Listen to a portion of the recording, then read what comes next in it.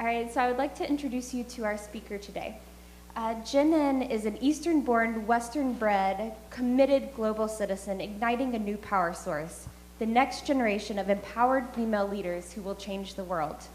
For Girls GLocal Leadership founder Jin In is electrifying a social change movement that is transforming antiquated mindsets about girls in the developing world, trying to move that mindset from trash to a near 1 billion strong, powerful force for change. Gonna turn the page. Jen speaks and lectures around the globe, developing a new generation of social innovators and changemakers. Her experiences have helped shape her into the inspiring force for change that she has become today.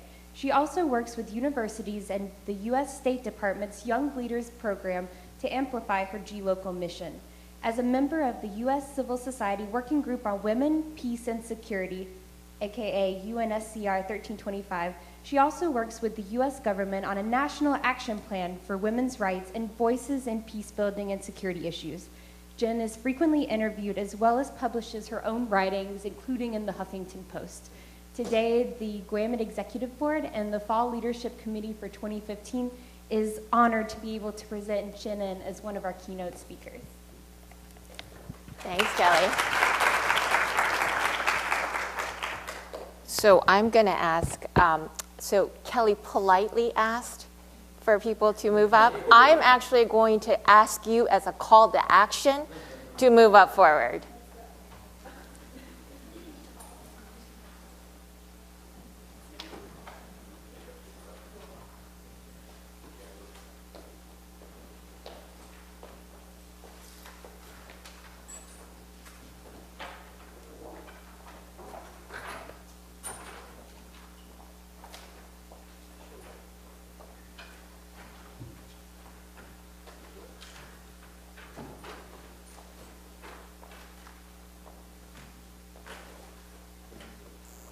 Great. I was about to say I shouldn't see anyone in the last 3 rows unless you're technical assistants or for whatever other reasons. But I'm hoping that we could encourage everyone to be in the first 4 rows.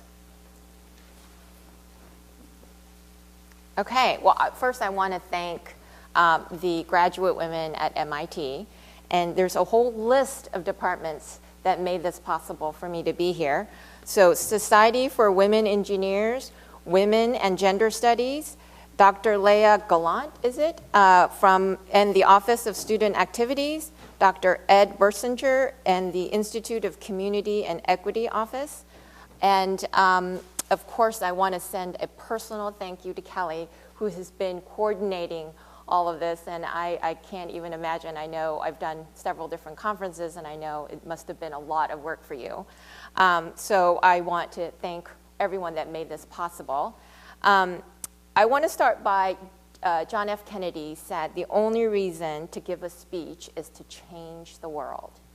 And I can't, those words came to me this morning as I was thinking about this lecture, because really it is an extraordinary time right now. And to be born and a young woman today, all of you, you have the most opportunity than ever before, the most educated young women than ever before. And yet at the same time, around the globe, your global sisters are not faring so well. And in fact, they are experiencing one of the worst global challenges of our lifetime. So so my goal is to change the world, and that is to inspire you to take action. So I'm going to just briefly ask a very simple question that I like to ask everyone, and especially this group here. I'm sure this will come very easy. How many people think that there is more or women in the world? So by show of hands, how many of you think there's more men in the world? Okay, that's 2. How many people think there is more women in the world? Okay, great. That's everybody but the 2. So we won't name them, but we saw the 2. Actually, there's more men in the world. And that's because more girls have been killed, aborted, or neglected to die than the total number of people that have been killed in all of the genocide of the 20th century. Another way to say that is the total number of men who died in all the wars of the 20th century. So let's just look at one of the issues more specifically, and that is the genocide. If you looked at the top killings of the genocide, here's just a couple. The Soviet famine killed about 10 million people. The M is for million. The Holocaust, which most of you know, I would imagine, all of you know, killed 6 million Jewish people. These, by the way, are the higher number of estimates. Some people have actually said lower numbers. Cambodia massacre killed about 2 million people. Armenia, 1 million people. Rwanda, Bosnia, and Darfur, which many of you know because this was recent, all of the three combined killed about 1.2 million people. But how could this be? If that many people died of the genocide, how could there be more? That's because over 100 million girls have been killed or aborted or neglected to die. So you can see, this is a grave, the moral crisis, really, truly, of our time. So in 2010, The Economist put this article, and it made the front cover. For the first time, people were beginning to pay attention to this issue, but it really wasn't until 2010. And in fact, those are just killed. Let's look at, if you do actually get to live, what happens? So today, from the time you got up to right now, in one day, 37,000 forced marriages. Girls have been married at underaged. 8,200, their genitals were cut. Nearly 2,000 were infected with HIV. And you have a whole laundry list of horrific challenges that many of us can't even imagine. There's something called honor killing. There's certainly absolutely nothing honorable about that. We have dowry murders, what now we call human trafficking or modern-day slavery. They're also used as weapons of war, and we now have a new category. It is called now they are the targets of terrorism. So you've probably heard of ISIS, Boko Haram. Girls all over the world are now being targeted by these terrorists. So you could see why this is such a huge problem. And in fact, this was something I was championing since I was 8 years old. I knew this story, and I pleaded the moral case. And it didn't go very far. You know, humanitarians and people who cared about girls and young women, they thought, oh, that's so cute. That's such a nice thing that she's doing. Then in 2005, Nike and UN Foundation brought a group of people, actually a handful of us who was actually focusing on girls and young women, and decided we need to change this conversation. We need to change, we call it framing or marketing if you're in a different sector. We need to change this language. Because why is it that if 100 million girls have been killed, and probably more that has not even been recorded, why is this issue not getting the attention? So we start looking at the economic benefit. And this is actually a slide that was published by the World Bank. And it's very small print, so you can't see it. But I'll just give you a general picture of how powerful this group it actually is. So this is 5 countries. If we just focused on one issue, so girls' education in Kenya, healthcare in Bangladesh, getting young Nigerian women for employment. So this is 5 countries, one issue each. This is MIT, do the math. This is nearly $500 billion into the global economy. This is what the world would benefit if we focused on girls. Unbelievable. So World Bank published this report, and interestingly, with it came this video.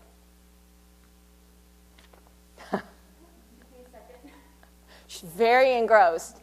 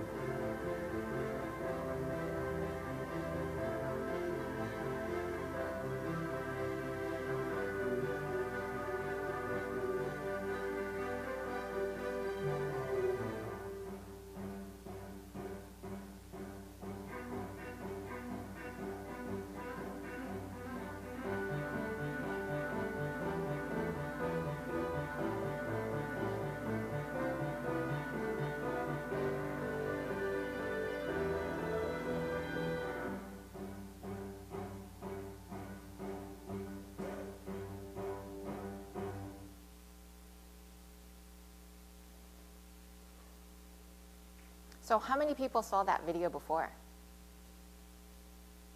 Yes? Wow, a few of you. Many people have actually never seen this video, which is, again, extraordinary because, ooh, and they want to show you more videos. Actually, there's another, they've made a couple more videos about this issue. So you could see, I mean, that just tells you that we've been making the moral argument and, very few people cared. Then we made the economic argument and, some of you saw the video. But clearly that wasn't reaching the masses. And what is interesting is actually E.O. Wilson, who is a Harvard biologist, said that's because human beings, our mindset and our emotion is stuck in the Stone Ages, while our institutions are medieval and technology is godlike. So that is the era that we're living right now. So although, we can make all these arguments, it wasn't turning people's hearts and they didn't really care very much. Then came a very interesting phenomenon, or different packaging. And that is currently, right now, we have the largest number of young people on our planet, the largest ever. And you could see in many of the regions around the world and countries, it's just filled with young people. That's it. Very little old people. And so in the Middle East, it's more than 60%. In South Asia, it's more than 66%. Afghanistan is 68% under the age of 25. And 70% in Africa is even greater than 70%. So you could imagine the number of young people. So let's imagine this scenario, which is actually real. Large number of young people. We just found out today that there's more men than women in the world. In fact, actually, there's so many men that if we put all the men in an island, they would be the 24th largest nation on our planet right after the United Kingdom. That's how many more men there are on this planet or on our planet today than there are women. So if there is that many men and large number of young people, what is actually happening? This is not an accident. This is actually Twin Towers. This is 9/11. So the fact that there is so much more violence in the world is also not an accident. So then as we're making the argument, the moral argument didn't work so well, caught few attention. Then we made the economic argument. Economists and global development people were in that field cared, but very little. Then we started to make a very interesting argument. It's called our own security, the national security argument. And surely enough, it started to turn people's heads. Not only did governments care, our government cared. Because government, their number one, their role is to protect us and keep us safe. So, interestingly, about a year ago, when I heard about the rise of ISIS, I decided that I had it, and I decided that I need to contact my Huffington Post colleagues and tell them that we need a different strategy. Why is it that we don't even blink when it comes to going to war or, finding funding for Department of Defense, and yet we were spending so little on girls and young women when we know there is a consensus that they are the best development plan. And what is interesting is actually, now we also know, last year, a book, Sex and World Peace, it was written by 4 scholars, 4 professors, who actually cited that the violence against women is directly linked to a country going to war. Directly. In fact, the biggest determinant of country going at war, whether it's within themselves or with another country, is not poverty, it is not democracy, it's not even religion. In fact, the greatest determinant of a country going to war is directly proportional to violence against women. So what we used to think was one was the cause, the other one was the effect. It's actually turned around. The fact that a country in violence, so the fact that we don't treat our women well and there's violence with women, is directly proportional to a country going to war. Remarkable. We had to do a study on that, but we did, and she published a book. In the meantime, I knew this was the best strategy, and I knew this was the most powerful force for change because I was already on the ground working with young women who were working for change. This is Harim. She's from Pakistan. When I spoke at an auditorium a lot like this in Pakistan and gave a presentation on developing the next generation of women leaders, it was actually packed. It was about 10,000 people. So you could imagine that for them, they've never heard of this language. They've never heard, and in fact, she came up to me afterwards and said, you can't put women and leaders in the same talk. It just doesn't go. And so then she started to ask me a lot of very interesting questions. So I knew that only way that leadership happens is actually through experience. And so she got the greatest experience of her life. In 2012, Pakistan hit the worst flood ever. And it impacted about 10 million people of Pakistanis in Pakistan. And so she contacted me and she said, well, what can I do? And I said, well, you're going to go to action. And this is what we would call community service. When Katrina happened, a lot of young people went to New Orleans to work and revive the communities is exactly what she did. She went into the shelter and the refugee camps, and she asked me, what can I do? And I said, well, first and foremost, anyone who's done any community development is needs assessment. Go ask the community members what they need. And so she did. She tallied up from few of these shelters, in fact, I think 10 of them with about 600 people each in the shelter, so total of approximately 6,000 people. And she put an amazing report. Here I'm thinking she would put few lists, blankets, food, tea. But she gave a detailed report of exactly what they needed. And she sent it to me. I was so impressed, I sent it to my colleagues at USAID. Now, this is also part of the region where the USAID couldn't even bring food because of the flood. And in fact, sadly, U.S. government was also competing with the Taliban, who wanted to do some humanitarian effort. So the fact that she was able to be on the ground and do this assessment, it was just an enormous resource for the government. So the State Department then told these different communities, and they helicoptered the food down. Now, she was very particular, even down to the tea biscuit that they ate. So, our idea of humanitarian aid, which might be, crackers or what, well, they don't eat that type of crackers. But she knew exactly what they would eat. So she made a detailed account of every single thing that they needed. And of course, she would know. She's a local person. Now, this is another woman, that young lady that I work with. Actually, she was just a girl when I met her. She came to me when I was working with the Secretary of Health. And as you could see, she's paraplegic. And we gave a leadership summit just like this one. And they said, Jin, I don't know what you're going to do with her. You realize she's in a wheelchair. We are in Washington, D.C., and she needs to be able to walk around. We're going to take the metro, which is the T in D.C.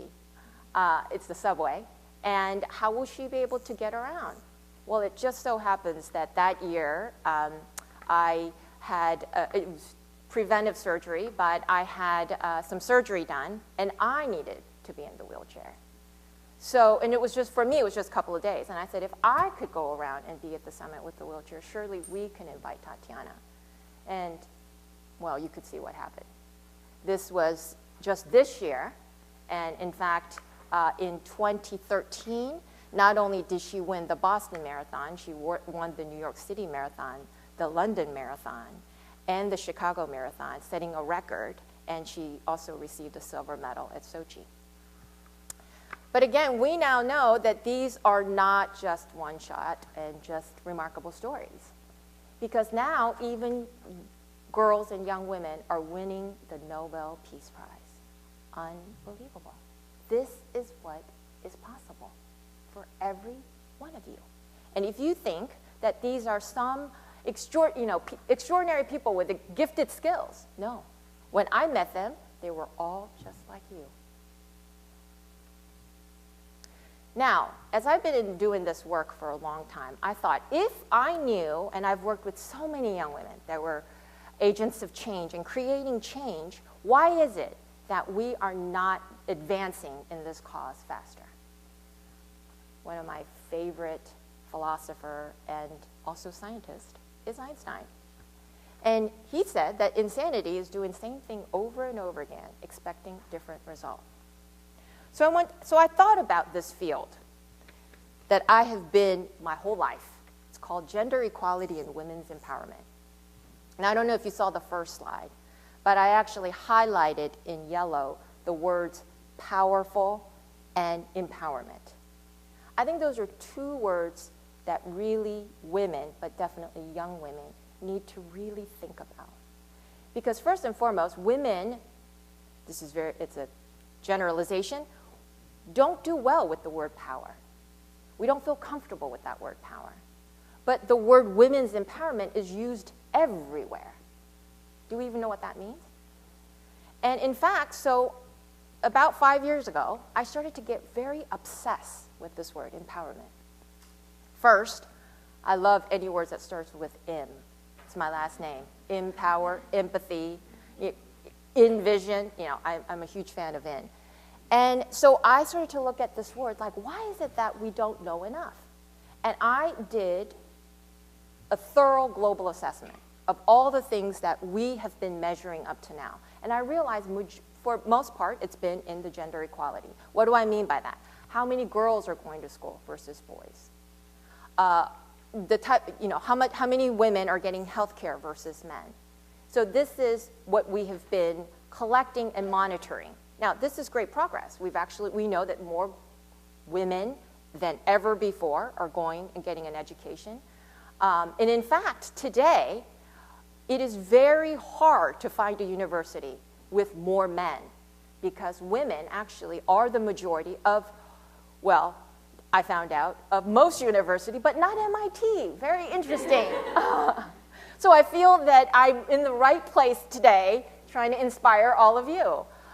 So we know we've made great advancement. But why is it that we don't know very much about this second part of this sector? And especially when we know that today, empowering women and girls is directly linked to national security. Directly linked to national security. So why is it that we don't know enough about this second part of this great work that we're doing? So I decided I was going to launch. I'm going to find out. I'm going to find out how are women empowered. And so I launched the first global survey, the first ever, and this is what we targeted. Because of my interest of young people and young women, I targeted the millennials. We put it in 5 different languages: Arabic, Chinese, English, French, and Spanish. We had about 200 respondents, and 40% were in the United States. Now, mind you, it's in the United States, but it doesn't mean that they're all Americans, because we actually had a lot of foreign students and a lot of foreign people who were living here studying, just like maybe many of you. 33% came from the Middle East, and then the rest were from South Asia and Africa. And interestingly, because this was online and we didn't boot anyone out, we actually had about 14% of men who also answered this question and wanted to know lots and lots about empowerment. Now, this survey, we rarely used the word empowerment because we didn't want people to be already biased by that word. And in fact, the reason why we decided not to use it is because, believe it or not, in many languages, in most languages, there's no translation for the word empowerment. In fact, when we were translating it into Arabic and Chinese and all these others, my colleagues came back to me and said, that word doesn't exist. So then, more the reason why we need to do this survey. Are they empowered? So we looked at 2 components. I've been in this work for a long time, and I realized that, what are we talking about here? What is empowerment? Let's ask. Let me ask. What is empowerment? What do you think empowerment means? Mm-hmm. You can do what you want to do the way you feel you can do it. Okay. That's very nicely put, actually. Anyone else? What do you think empowerment means? Mm-hmm. I think empowerment is giving girls the confidence to take ownership and power in their own life. Mm-hmm. Mm-hmm.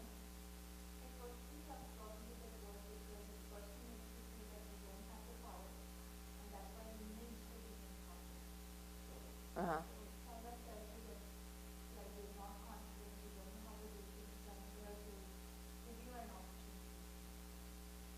Okay. One more? Anyone else who might? Planting the seed. For? For being able to do whatever you want to do and not having it be defined by external pressures necessarily. Okay.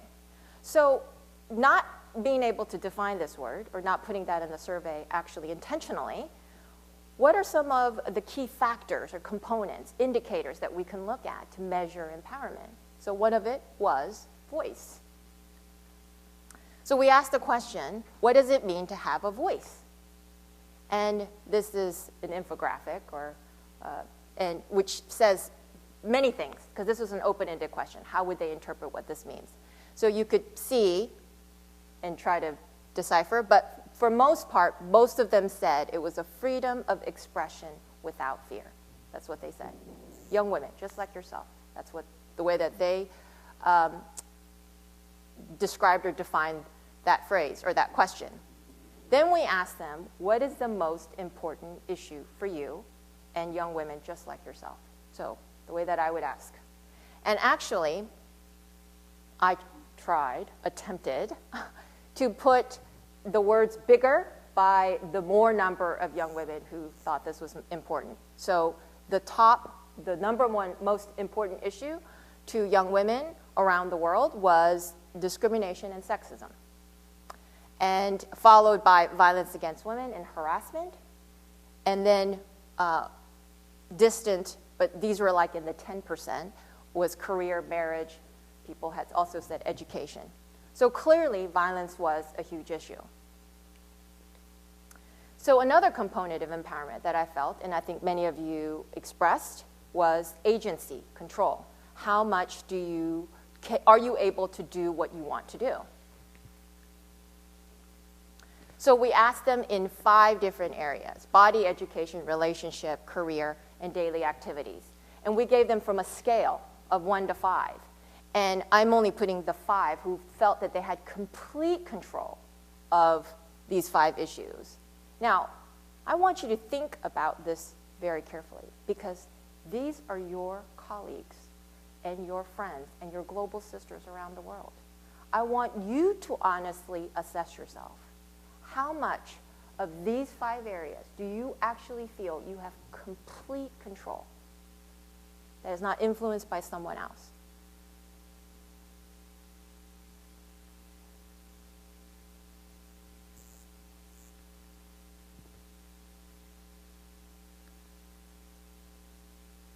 Okay, so then we asked them.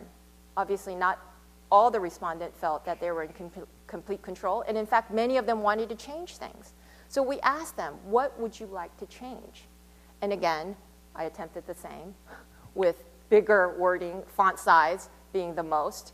The number 1 change was work and income, followed by location where they lived, residency. Many of them didn't want to live where they were. And then followed by appearance. So then we asked this question.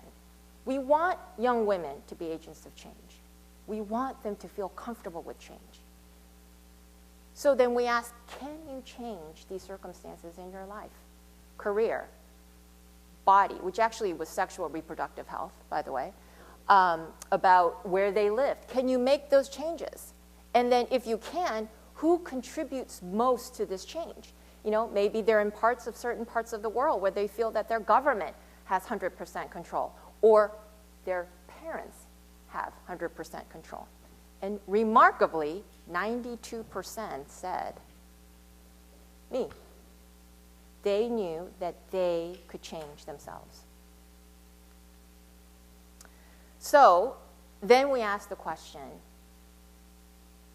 where are you today in this? We presented a ladder of 1 to 10 in that scale of change. Where do you feel you can actually take change? And we had a spectrum of where they felt change. What's interesting is we asked, where are you today? Where were you 5 years ago? And of course, for most of them, they were way below 5 years ago than they are today. So here comes my aha moment, and that is, we asked, what caused that change? I mean, this is a secret recipe that every university should be getting. What causes young people to be an agent of change? What empowers them to say, from one day they wake up and they can't, tomorrow they wake up and they say, I can? Do you have an answer? So I do climate change action on campus, and I feel like the hope that what you are working on will actually be taken into consideration, action, become actionable is what keeps me going on doing those types of activities. So something that's meaningful and purposeful, is that what you mean? Mm-hmm. Okay. Well, This is what caused the change. We all think it's education, and in fact, now people in the global development space think that girls' education is the magic bullet. It just kind of replaced microfinance. What was sexy 10 years ago was microfinance. Today it's girls' education. But look at this. Only 20% said it was just education. And then 14% that it was actually experience, action. You know, for people to take action, it's like any muscle. The more practice you have, the better you get at it. And what's really interesting is 20% said self-awareness, knowing who they are, or what they might call maturity.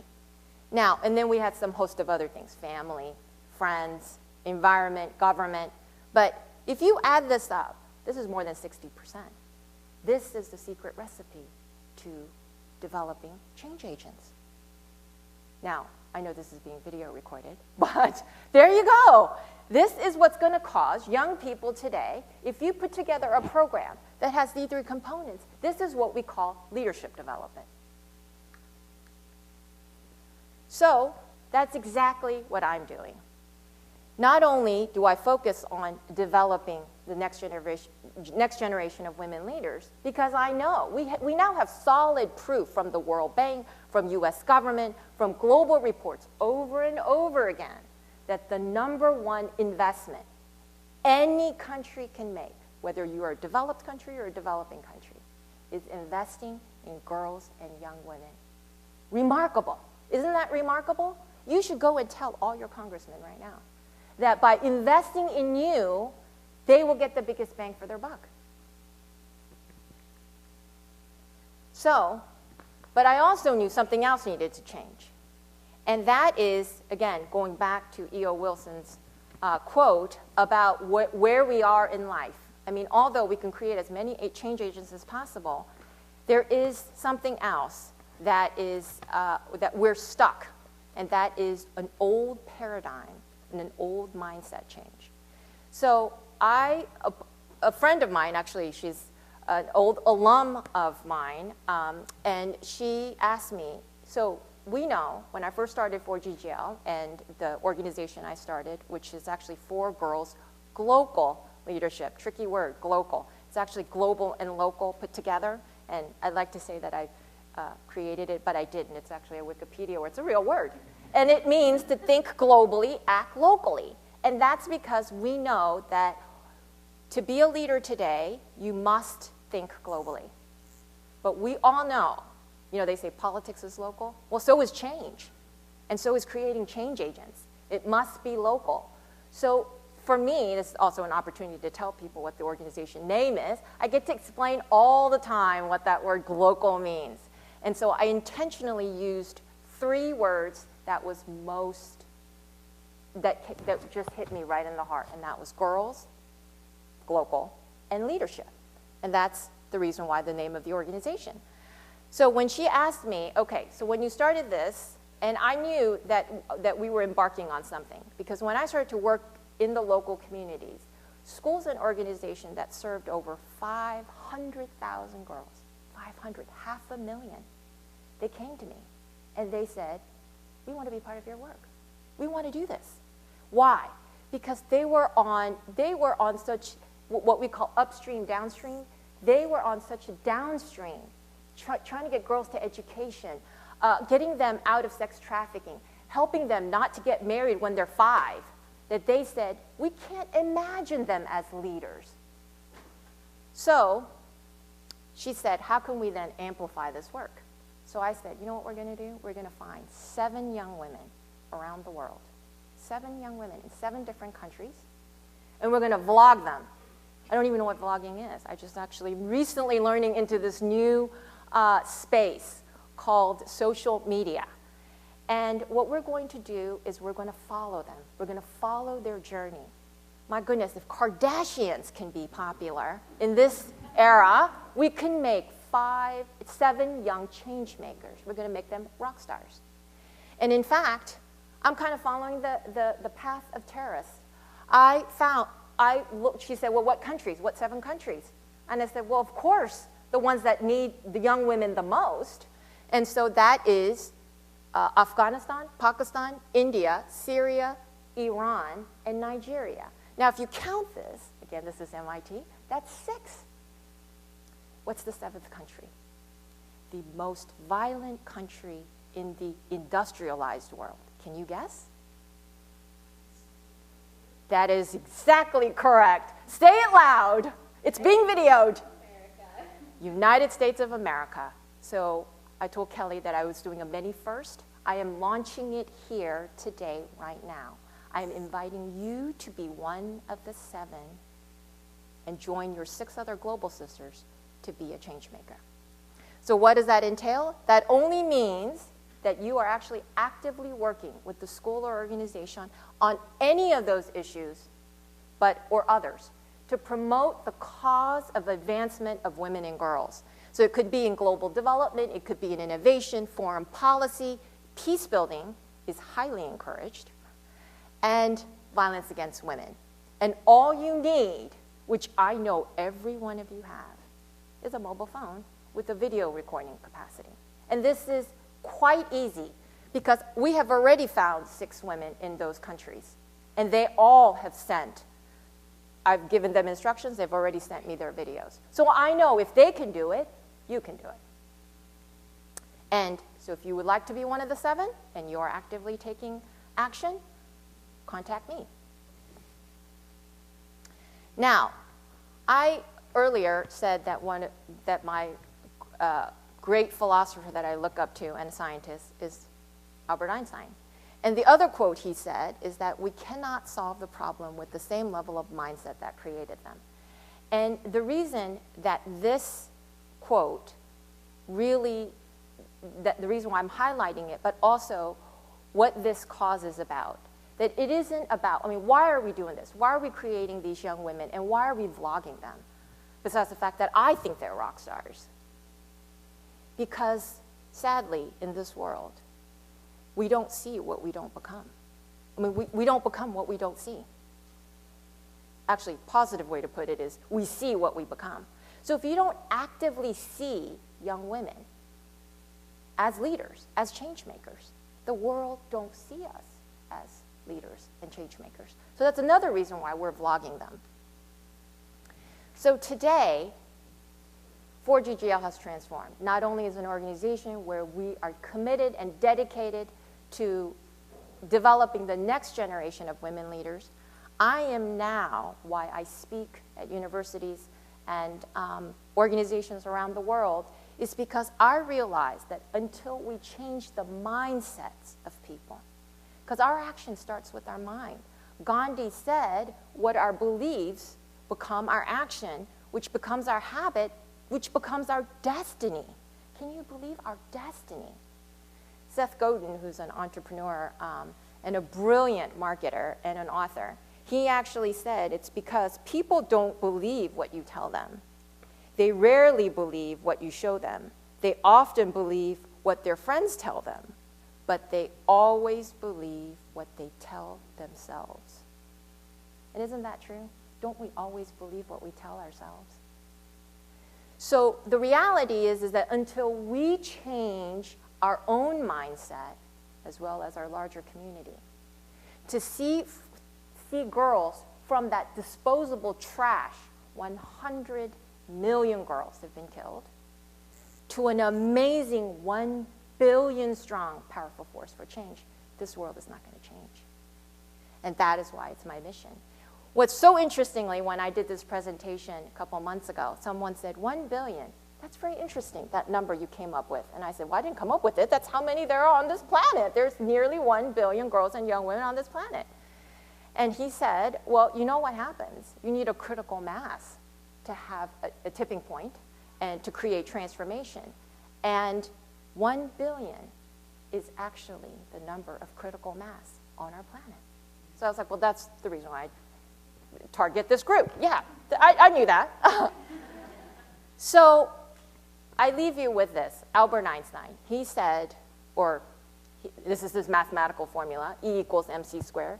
This is also that I see this movement, that for any movement, it starts with individuals, and it also then must be multiplied by increasing our own awareness. So I want to invite you to join the movement. If, you know, and it could be from any level. Learn more about the issue. In fact, now also 4GGL is the first on e-zine, these technology words that I never even knew what it was. It's the first online magazine that is 100% dedicated to showing girls and young women as agents of change. So you have stories, and in fact it's separated into 3 categories: self, others, action, and you will see young women just like yourself creating change and making an extraordinary difference. At the individual level, I have invited you to be one of the change makers, and I hope to hear from you. I hope to hear from every one of you after this, and I hear we have a reception. So thank you. Everybody, can we give a quick round of applause?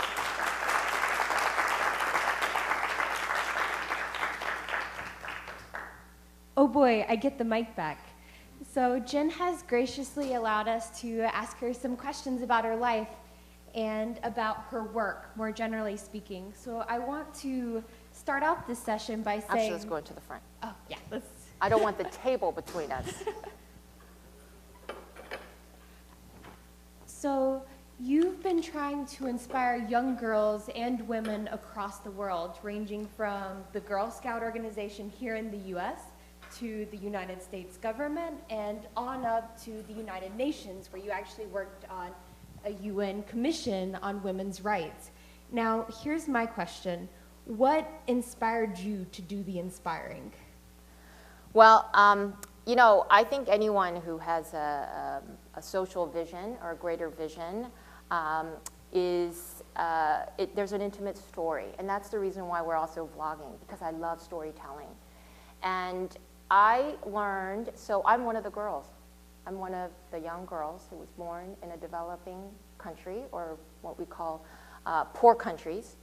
And when I was born, the GDP of my birth country was the same as, actually Ghana was even more wealthy than where I was born. And in my lifetime, I've been able to see from going from poverty to today, which is South Korea. So I know that transformation is possible, and I know development is possible. And why do I say that I was one of the girls? Because when I was 7 months old, my father passed away. And if you are born from a poor country and you don't have a father, then you really are worth nothing. So I know that I could have easily been killed or aborted or neglected or left to die. But that didn't happen. And in fact, amazing women, starting with my own mother, championed me to rewrite my story and to change my destiny.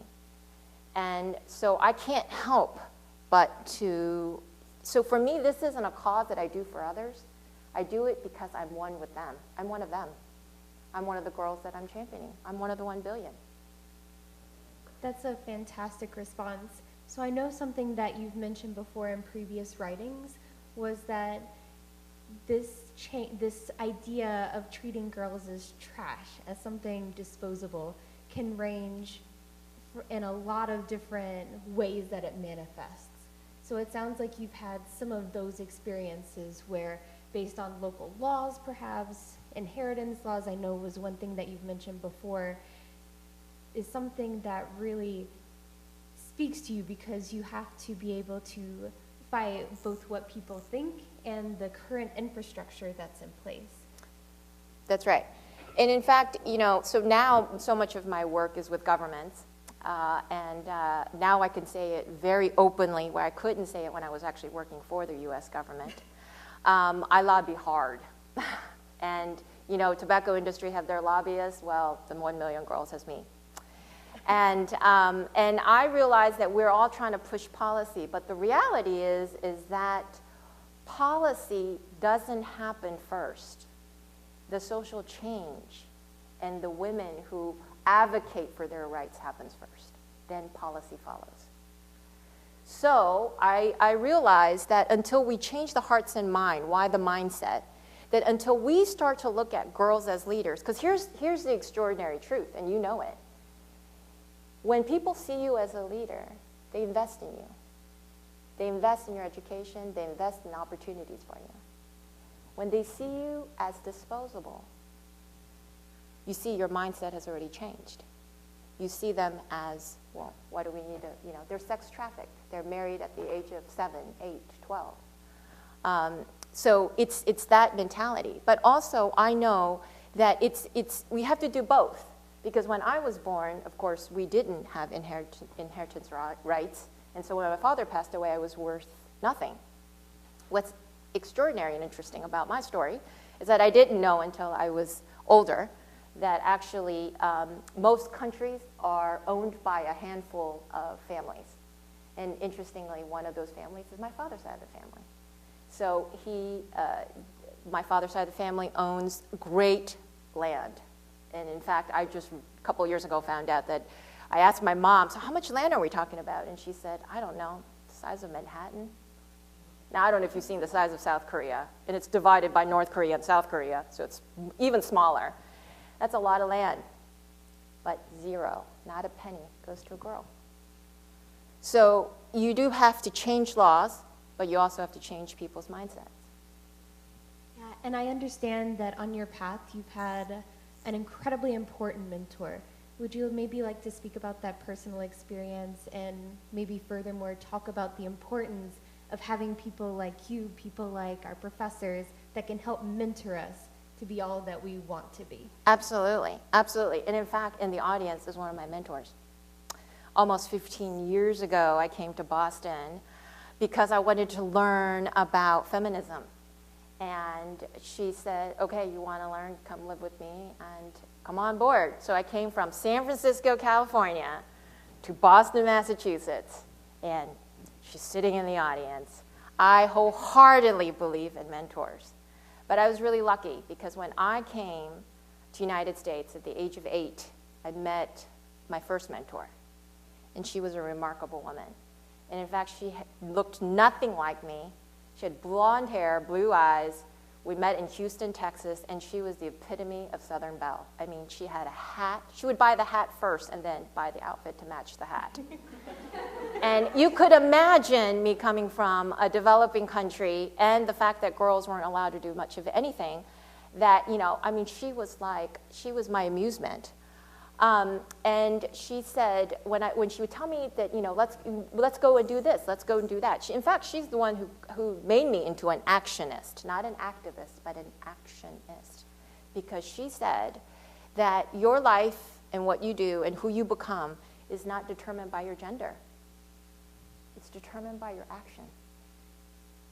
So on one hand, it was so freeing, it was so liberating. The fact that I had control of, again, the word empowerment, control of my own life, but yet it was so accountable. It meant I was responsible for my own life. That's amazing. And I know that you've taken different steps in a lot of different contexts. For example, I read that you actually went to med school at one point. You were pursuing medical profession for different reasons. And it sounds like you've really tried to approach this problem from multiple angles. I have. And in fact, all of them were purposeful. When I was doing it, and especially when I get interviewed or asked questions, they're like, okay, so you started in medicine and now you're advocating for the next generation of women leaders. What happened in between? And so I can actually make the developmental case. I can make the physiological case why developing girls is the most powerful force for change, and developing the next generation of women leaders is the best thing for any problem on this planet, quite honestly. But I actually went into medicine because that mentor, that blonde hair, Southern Belle, I was determined to save her life because she was diagnosed with a very rare form of autoimmune disease, which today we still do not have a cure for. And so I was going to champion her, I was going to save her one life. That's it, that's all I cared about. So I went to medical school and I opened a Pandora's box of the first word that you saw in my sector, gender inequality, or, well, my world was gender inequality. And it wasn't just health, it wasn't just education, and of course around the world we just saw what happened in 24 hours. So I realized, oh my goodness, you know, and in fact, I may not be able to save my Barbara, but I may be able to make an impact in girls just like me. That's amazing. And then speaking to one of the things that I saw on your slides, where women are peace builders in a sense. So at our last conference, we had an event where we got to hear from women from Liberia who had been involved in the peace movement there. Was it Lema? She's another Nobel Peace Prize winner.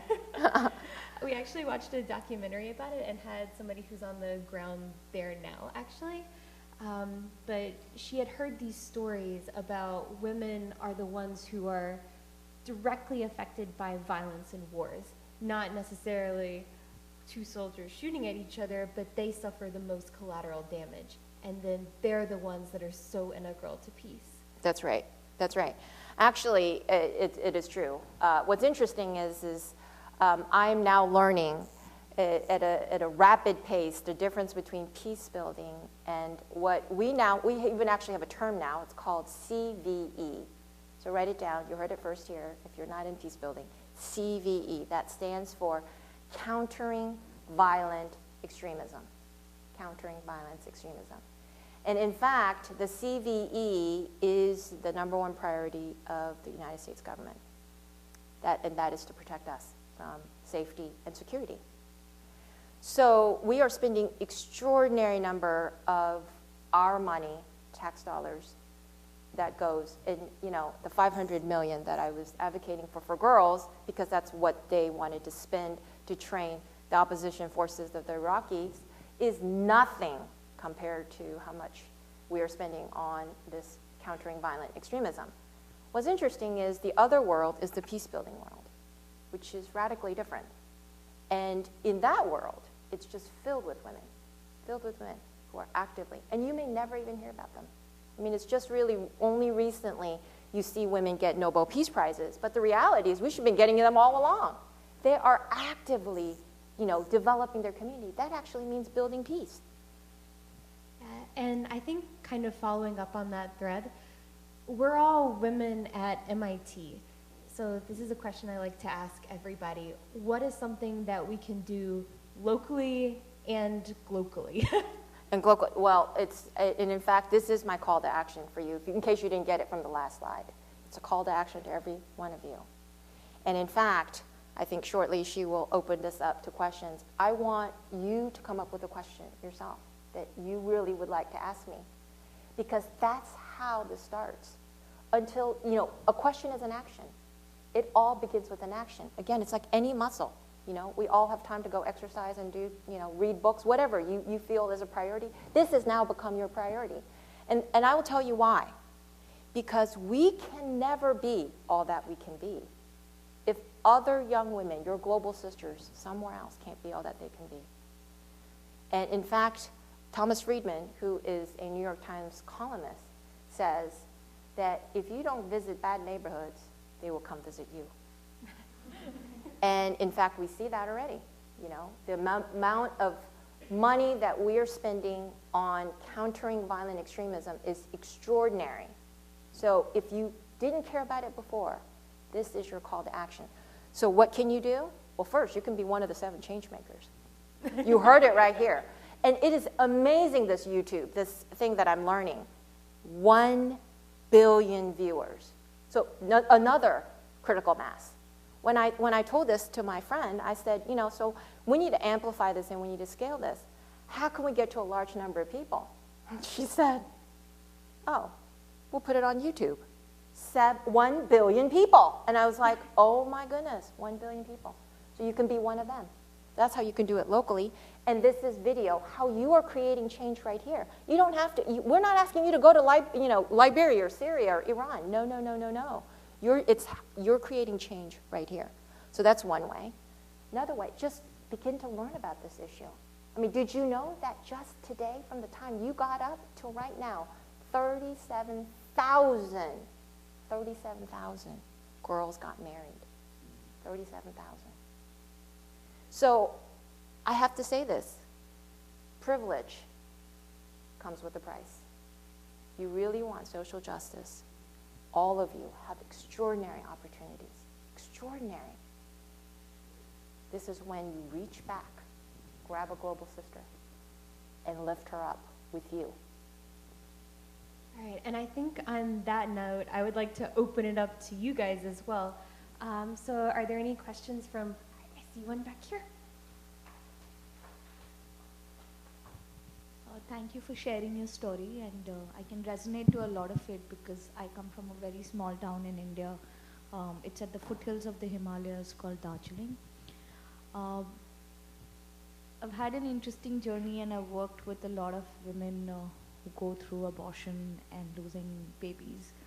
But my core question, which I have not been able to solve even through training and empowering them, is as you grow, some things are ingrained in you as a culture, and in India, everything is not allowed. You know, if I want to shake hand with someone, you're not allowed. You're taught that, like that's who you become. So how do you break girls to even like break that there's nothing called not allowed, and then become self-aware of who you are? Because I feel that awareness only comes when you free yourself of those initial shackles that you grow with. Sure. Well, first, because I'm a huge fan of this group, tell me your name. My name is Honey. Honey. Okay. Unfortunately, my real name is Honey, H-O-N-E-Y. Honey. Oh, no, that's not unfortunate. My real last name is In. I tell it to people all the time. So that's not unfortunate. In fact, I'd rather have Honey than In. But nevertheless, first, I can tell you, you just told me about the background of where you're from. I know transformation, and I know great progress can happen. Do you know why? Because, I told you when I was born, the GDP of South Korea was less than that of Ghana. I want to tell you something even more shocking. When my mother was born, the GDP of South Korea was less than that of North Korea. We had to get foreign aid from North Korea. Now, when I give this talk to young women in Syria and Afghanistan, their jaws drop because even they think the suffering and the challenges they go through can't even compare to North Korea. So everyone knows. Just look at the Google map. It's the only place where it's just all dark. So I know I've seen extraordinary change in my lifetime. That's how I could see the great vision. I know it's possible. You may not think it, but it is possible. So that's one. Two, this culture thing, I hear it all the time. Everywhere I go, and it's not an India thing. It is not a Pakistani thing. It is not a Nigeria thing. I hear it everywhere.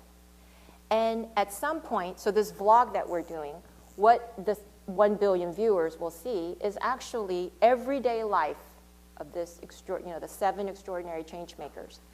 And it goes from anywhere, from how they're creating change, what work that they're doing with young women and girls, or even young women and or older women, but also, again, I'm learning about the YouTube world. She said, Jin, do you know that most people who watch YouTube, you cannot talk deep to them. So you got to make it lighthearted. So we're going to ask them, what do you eat for breakfast? I mean, wouldn't that be interesting to know what people in Syria eat for breakfast? What people in Iran eat for breakfast? And you know what? They're saying the same thing about us. We want to know what women in the United States eat for breakfast. And I hope you're all saying that you're eating something for breakfast, because it's the best meal of the day. But nevertheless, and so we really, this is the best cultural exchange. This is how will you know what's possible until you start seeing somewhere else? So how do we start to change mindset? The more you see it, the more you bring it up. On the back side, the leadership development side, I'm a huge mentor. We're also giving them leadership training. It is about self-awareness. It is about knowing who they are. That's how we build empowerment. That's how we build self-confidence. So for the 7, what just happened? Okay. For the 7 change makers, it is to help them see those critical issues that they've been so blind to, because it's very hard. We all have habits. It's very hard, but it really takes an objective third party to shine that light on them.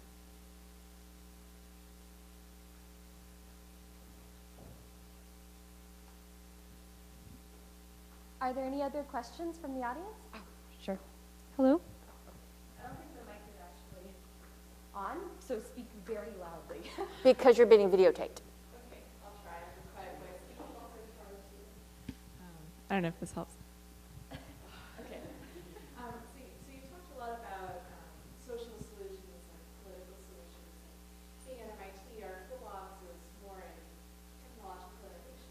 And so I was wondering, what are the technology limitations for empowering women that maybe in our research programs we try to tackle? Well, actually, you bring up a very good question. And in fact, if there were faculty here, I would be going lobbying for them.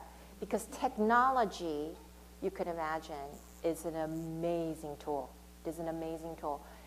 Now, I certainly would not want to generalize, but while many young people in America are using it to put what they had for breakfast to their social media, for young women around the world, it is the only form of knowledge and information and communication that they're getting.